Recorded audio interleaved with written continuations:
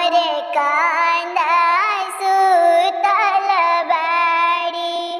ससुजी के बेटी हो मोरे जंगिया बैठल बाड़ी।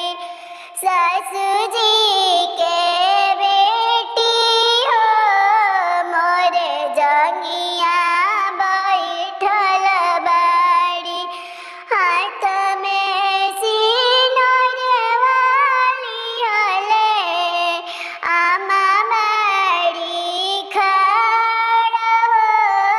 उतर बाबू मारुतिया